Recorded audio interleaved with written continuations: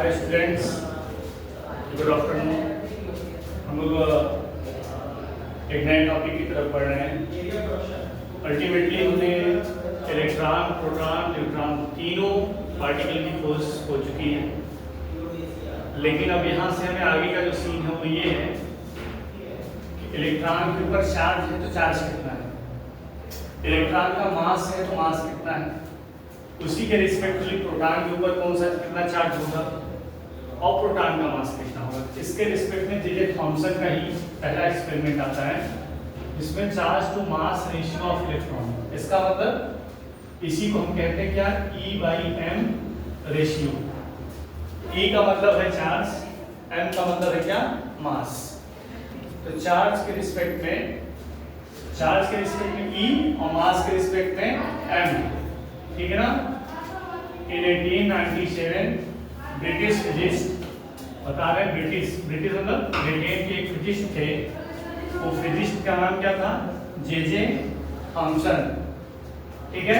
उन्होंने इसको बताया, रेशियो निकालने का प्रयास किया, इसके चार्ज और मास का रेशियो और उसके रिस्पेक्टिवली इलेक्ट्रिकल चार्ज E और मास ऑफ इलेक्ट्रॉन Me। ये Me का मतलब क्या है, मास ऑफ इलेक्ट्रॉन। कब, यूजिंग CRT का मतलब क्या है, कैथोड रे ट्यूब।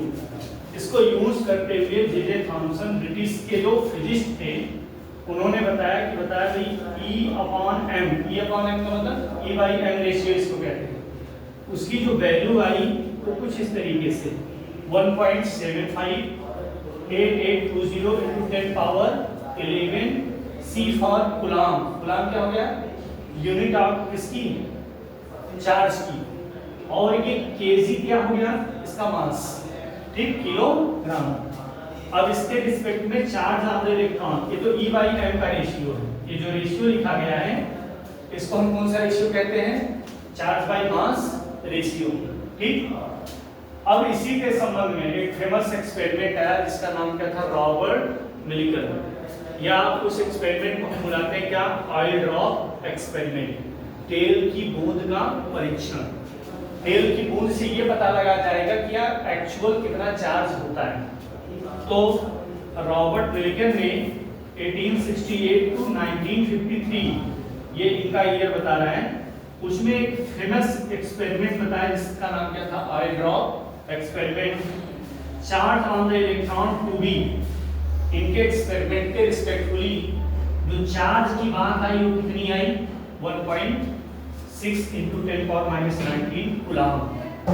ये क्या निकाला गया है, ये इलेक्ट्रॉन का चार्ज आएगा सुनने। अब कैसे हुआ, ये थोड़ा सा जो मैंने फिगर बनाया उससे समझेंगे हम लोग। देखिए, द प्रेजेंट एक्सेप्टेड वैल्यू, आज के समय में जो एक्सेप्टेड वैल्यू है, जो वैल्यू हम एक्सेप्टेड करते हैं इलेक्ट्रिकल चार्ज की, वो कितनी है, 1.602176, ये पूरी वैल्यू है। लेकिन हम लोग कैलकुलेशन करते समय केवल इतनी वैल्यू को रखते हैं, 1.6 into 10⁻⁻19 कूलम। अब अगर मास ऑफ इलेक्ट्रॉन यहाँ ये रखा जाए, E की वैल्यू हमें यहाँ से पता चल जाए, और मास ऑफ E मतलब E/me रेशियो जो है यहाँ से, अगर हम ऊपर चार्ज की वैल्यू के रिस्पेक्ट में ये रखें, इसकी यूनिट क्या है, कूलम, और यहाँ हम E/m का रेशियो रखें, तो ये C से क्या हो जाएगा, कैंसिल हो जाएगा, किलोग्राम ऊपर चला जाएगा, नेगेटिव में क्या हो जाएगा, पॉजिटिव। और इसको हम सॉल्व करके डिवाइड करेंगे तो एक्चुअल में हमें मास ऑफ इलेक्ट्रॉन कितना है किलोग्राम में, ये वैल्यू मिलेगा। कैलकुलेट करते समय हम 9.1 रखते हैं, लेकिन पूरी वैल्यू क्या है, 9.1094 10⁻31 kg, ठीक। अब ये एक्सपेरिमेंट हुआ कैसे, ध्यान सुनिएगा।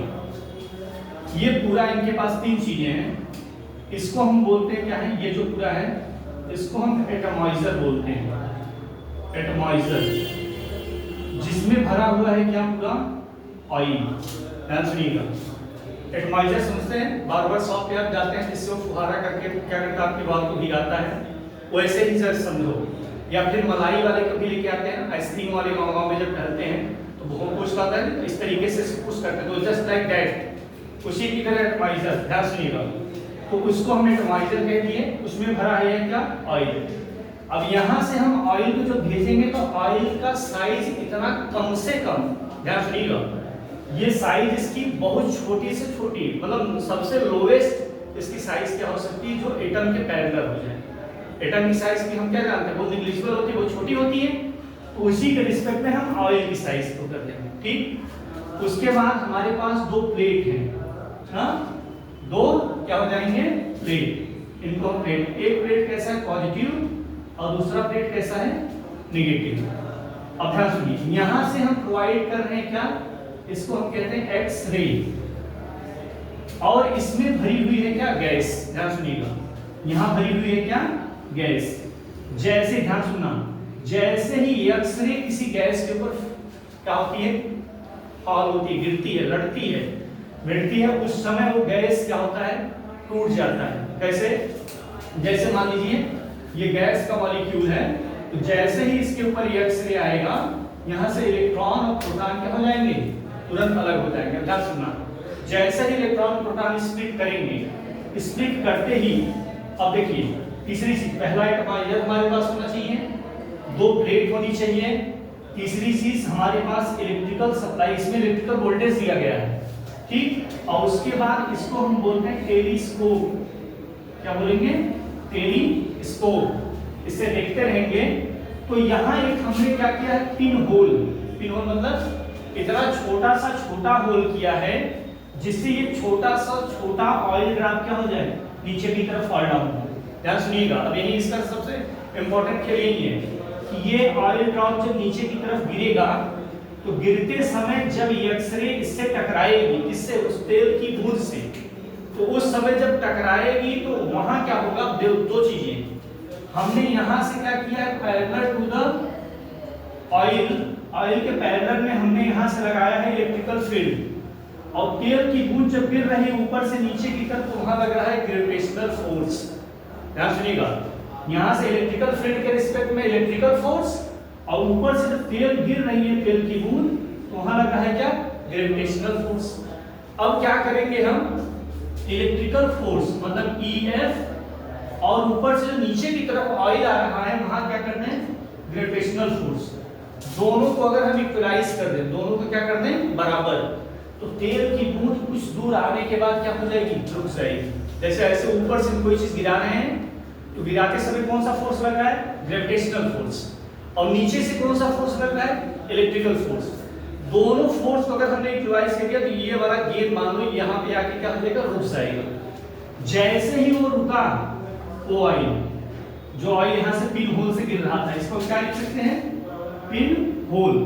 जैसे यहाँ से गिर रहा था, वो गिरते ही जब यहाँ आके रुकेगा, तो वो देखना है कि उस पे इलेक्ट्रॉन जो आके चिपका, इलेक्ट्रॉन आके क्या होगा, तेल की बूंद से चिपक जाएगा, और जब चिपक जाएगा तो उस इलेक्ट्रॉन के रिस्पेक्ट में हम पता लगा लेंगे कि इस इलेक्ट्रॉन पे कितना चार्ज है। तो एटलीस्ट जो ऑयल, ध्यान सुनिएगा, जो ऑयल एटम के फॉर्म में, ऑयल को हमने कितना छोटा किया था, एटम के साइज का, हमने ये होल जो किया था कितना छोटा, एटम के साइज का, और वो ऑयल गिरते हुए चला आया, आके कहां रुका, ऐसे जगह जहां पे हमने दोनों का फोर्स क्या कर दिया, बराबर, और बराबर करते ही ये एक्सरे जब इस पे आके टकराई है, तो वहां से इलेक्ट्रॉन और प्रोटॉन दोनों प्रोड्यूस हुए। इलेक्ट्रॉन जाके उसकी तेल के बूंद से क्या हुआ, चिपक गया। अब उस तेल की बूंद को अगर हम क्या देखें, ऑब्जर्व करें, उसके चार्ज को पता लगाएं, तो चार्ज हमें कौन सा मिलेगा, वो चार्ज और कुछ नहीं, यही चार्ज मिलेगा। इसका मतलब समझे, सबसे एटलीस्ट जो ऑयल ड्रॉप आया था, जो सबसे छोटा आया था, वो सबसे छोटा ऑयल ड्रॉप का चार्ज ये था। अब ऐसे सीन में अगर हम इलेक्ट्रिकल फील्ड बढ़ाते हैं, देखिए ध्यान सुनिए, इलेक्ट्रिकल फील्ड बढ़ाते हैं तो उसमें क्या होगा, यहाँ हो सकता है कि इसके ऑयल ड्रॉप की स्पीड या इसका जो मास, इसका जो चार्ज, वो डायरेक्टली क्या होगा, n × e, इंटीजर में हमें दिखाई देगा। n का मतलब हो जाएगा क्या, नंबर ऑफ इलेक्ट्रॉन के रिस्पेक्ट में, और ये हो जाएगा इसका चार्ज, ये हमें इंटीजर मल्टीपल के फॉर्म में दिखाई देगा। ठीक, तो इससे हमें क्या पता चला, चार्ज के पार्टिकल की क्या हुई, इलेक्ट्रॉन का जो पार्टिकल है उसके ऊपर कितना चार्ज होता है, तो हमें हमेशा पता होना चाहिए ये वाली वैल्यू -1.6 10⁻⁹ कूलॉम। यही करके हम सॉल्व करते हैं कोई क्वेश्चन। ध्यान सुनिए, इलेक्ट्रॉन के लिए ये होगा, जब प्रोटॉन के चार्ज की बात की जाएगी तो कुछ नहीं चेंजेस करना है, मैग्नीट्यूड सेम रहेगा, यही वैल्यू क्या कर देनी है, पॉजिटिव कर देनी है। हाँ, अगर इलेक्ट्रॉन और प्रोटॉन का मास पूछा जाए, ठीक, इसी पे ये टॉपिक होता है क्या, समाप्त। और एक नए ट्रेंडिंग वीडियो के साथ हम लोग क्या, ये कौन सा है इसको आप कमेंट बॉक्स में बताएंगे, ये स्टाइल किसका है, ये स्टाइल। Thank you.